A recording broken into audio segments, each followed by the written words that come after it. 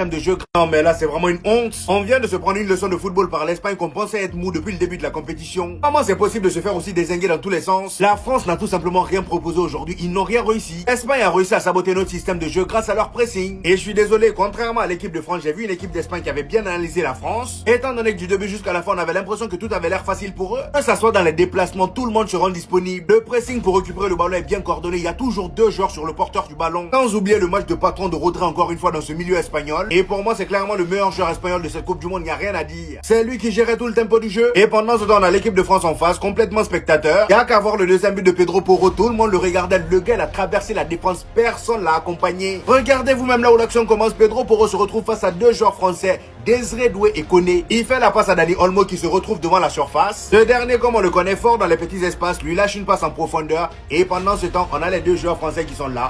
Ils ne suivent même pas le joueur. Qu'est-ce qu'ils regardent? Je ne sais pas. Pedro pourra continuer son chemin tout seul. On a aussi Lucas Digne qui avait créé un penalty juste avant en première mi-temps. Complètement spectateur lui aussi. Pedro pourra rentrer dans la surface, il n'y a personne sur lui. Il termine avec le but. Et voir le visage de Kylian Mbappé comme ça donne pas espoir. Aujourd'hui, il n'a rien réussi lui aussi. Michael Olise lui-même, j'en parle pas. Ils ont été tous nuls. En fait, c'est simple. Dans cette équipe de France là, j'ai reconnu personne. Personne, mis à part Rabiot qui était bon. Malheureusement lui aussi il prend un carton jaune. Ils ont été obligés de le sortir pour éviter le rouge. Et juste après t'as Deschamps qui sort Barcola. Pourquoi je ne sais pas. L'offensif le plus dangereux du match, il le sort. Finalement les Espagnols avaient raison d'avoir la bouche. Lamine Yamal en conférence de presse, voilà. S'il y a bien une équipe contre laquelle la France doit avoir peur, et bah c'est nous. Ils ont bien raison, on l'a vu aujourd'hui. Non mais là c'est... J'espère que vous avez vu ce qu'on appelle le football. J'espère que vous avez vu avec vos deux yeux là ce qu'on appelle le football. De la première jusqu'à la 90e minute. L'Espagne a enseigné le football aux Français.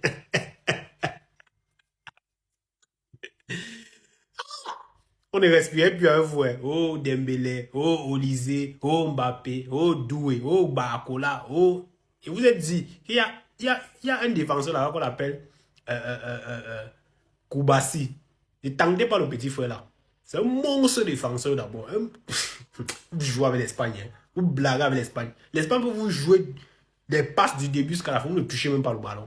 Vous ne touchez pas. Donc, on parle comme ça là. La France a d'abord affronté quelle équipe? Parlons pour parlons vrai. Si on enlève la Norvège, oui, et la Norvège même a même joué le match. Là, vous avez même gagné la Norvège même parce que la Norvège était à qualifier. Donc, ils jouent aussi comme ça pour jouer. Bon, le Sénégal. Le Sénégal. Est-ce que vous pensez que c'est les joueurs de l'équipe de France qui ont décidé de perdre ce match? Ou bien c'est l'Espagne qui est trop fort pour l'équipe de France?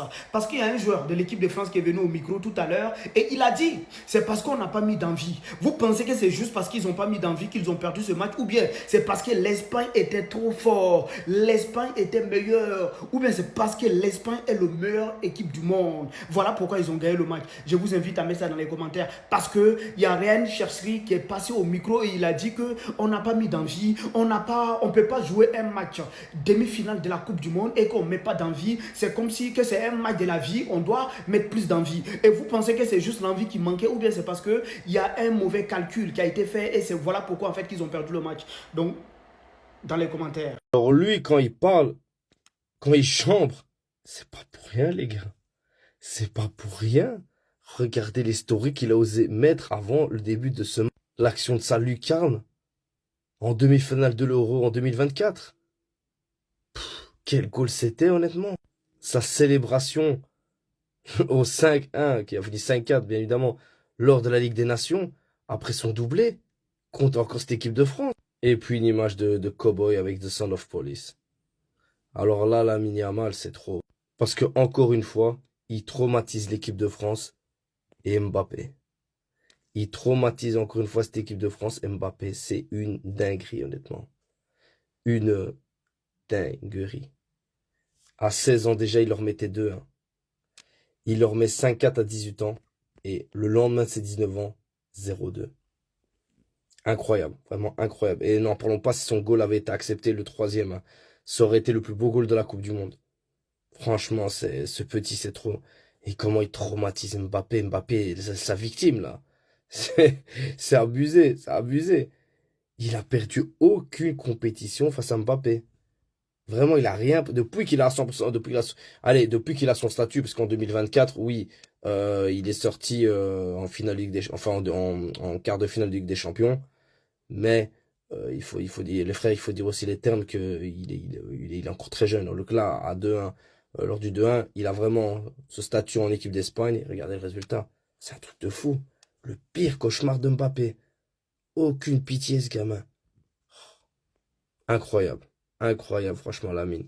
Parce que parler comme ça et assumer, on l'a pas vu grand-chose. Enfin, on n'a pas vu beaucoup de personnes faire ça dans le monde du football, en tout cas. La France est éliminée, mais les gars, est-ce que vous vous rappelez des derniers propos de Lamine Yamal avant ce match?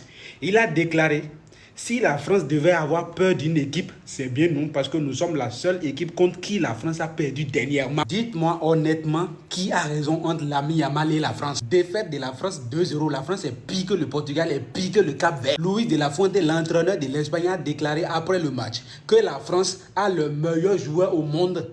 Mais l'Espagne a la meilleure équipe au monde. Et qui va oser me dire qu'il a tort? Il y a un seul pays qui va remporter cette Coupe du Monde, c'est un pays qui joue collectif. Avoir que des meilleurs joueurs dans une équipe n'a jamais arrangé cette équipe. Le Paris Saint-Germain en est la preuve. On avait Messi, Mbappé, Neymar, Ramos, Navas, tout ça là. Qu'est-ce que ça a donné? Le Paris Saint-Germain a pu gagner quoi? Maintenant, regardez ce Paris Saint-Germain qui vient de faire 2 fois la Ligue des Champions. La France n'a pas encore le niveau de l'Espagne. La France croise l'Espagne matin, midi, soir. L'Espagne les tape. Et Lamine Yamal aura toujours raison de penser comme ça parce qu'à chaque fois, vous lui donnez raison. Petit, il est tout simplement fort, il n'y a pas de débat. N'allez pas chercher de midi à 14h. Donc, Kylian Mbappé, pour ta deuxième Coupe du Monde, désolé, tu n'auras pas. C'est la malédiction de la saison blanche du Real Madrid qui suit les joueurs du Real Madrid partout.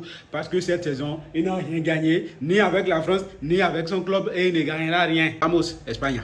L'équipe d'Espagne mérite entièrement sa qualification et je veux absolument que la France reste digne dans la défaite. Je vois toutes les équipes qui se font éliminer une par une dans cette Coupe du Monde, qui chouinent sur l'arbitrage, qui se trouvent des excuses. Nous, on doit rester digne. C'est extrêmement important, sans mauvais jeu de mots d'ailleurs. Je vois Didier Deschamps là juste après le match qui est déjà en train de parler de l'arbitrage, qui se questionne sur le niveau de l'arbitre. Est-ce qu'il avait vraiment le niveau pour une demi-finale? Non, en fait, même si tu prends les décisions litigieuses et que tu les supprimes, l'équipe d'Espagne, elle va quand même en finale. C'était une meilleure équipe sur ce match. L'équipe d'Espagne nous a dominé, le milieu de terrain nous a mangé, il faut dire la vérité. Je pense qu'il fallait changer de système pour ce match. 2 milieux de terrain, c'était pas suffisant. Quand tu fais rentrer en plus Pedri à la 77e minute pour l'équipe d'Espagne, c'est là que tu te rends compte qu'ils ont quand même une sacrée armada et qu'il aurait peut-être fallu adapter un petit peu plus le système tactique. Donc voilà, c'est tout. Il faut juste dire bravo à l'Espagne. C'est un petit peu embêtant parce qu'ils n'ont pas été forcément cool sur les déclarations d'avant-match, notamment Lamine Yamal. Mais voilà, ils jouent bien, ils le savent et ils ont été très bons sur ce match. Ils ont su neutraliser la capacité offensive des Bleus. Les Bleus étaient impressionnants depuis le début, mais je pense qu'avec le recul, et je fais un petit prono risqué en disant ça, ça va pas plaire à tout le monde, mais je pense que l'équipe de France a affronté des équipes un petit peu moins fortes que l'équipe d'Espagne sur les 2 derniers matchs. Il y a une certaine montée en puissance du côté espagnol, alors que nous, on a démarré avec un groupe de la mort où il fallait vraiment être au top directement. L'Espagne a démarré avec un match nul face au Cap-Vert, mais voilà, ils sont montés en puissance petit à petit en gagnant 1-0 contre l'Uruguay. Et puis ensuite, ils ont éliminé des équipes comme la Belgique ou le Portugal, et qui sont quand même des grosses nations. Alors que nous, sur les derniers matchs, on a affronté une Suède voilà, qui avait quand même perdu 5-1 face aux Pays-Bas. Certes, ils avaient fait une belle victoire face à la Tunisie, un beau nul face au Japon, mais ça valait quand même pas, je pense, la Belgique ou le Portugal. Et puis ensuite, on a battu le Maroc, qu'on avait déjà battu en 2022, qui est une bonne nation, c'est vrai, mais qui, je pense, a été légèrement surcoté et qui ne valait par exemple pas le Portugal, même s'il les avait éliminés en 2022. Et donc du coup, je pense que l'Espagne était plutôt sur une montée en puissance, alors que nous, on était sur une stagnation. On se reposait sur nos acquis, on a affronté le Paraguay, ça a ajouté quelques polémiques, ça a ajouté un petit peu de gris, de noir autour de cette équipe de France. Et je suis déçu, honnêtement je suis déçu que l'Espagne sorte son meilleur match de la compétition maintenant et que l'équipe de France sorte son pire maintenant. Voilà, il y a eu 0,3 XG, on ne peut pas se cacher derrière des excuses, c'était un mauvais match, ça arrive à tout le monde, ça arrive aux grandes équipes. Didier Deschamps a fait le taf, ça a quand même été une équipe de France qui nous a fait vibrer sur la compétition, mais là il y a une certaine forme de logique sur ce match. L'équipe d'Espagne a super bien joué, maîtrise son sujet, le milieu de terrain vraiment impressionnant. Rabiot, je ne suis pas certain que c'était bon de le faire sortir même s'il y avait un carton jaune, pardon. Donc voilà, Mbappé, beaucoup d'envie, peu de justesse par rapport à ses derniers matchs, c'est dommage. Olysée, bon, j'en parle pas, ça sert à rien de revenir sur les performances individuelles, c'est juste triste ce soir, mais il y a une forme de logique et je pense qu'il faut rester digne dans la défaite. L'équipe d'Espagne mérite.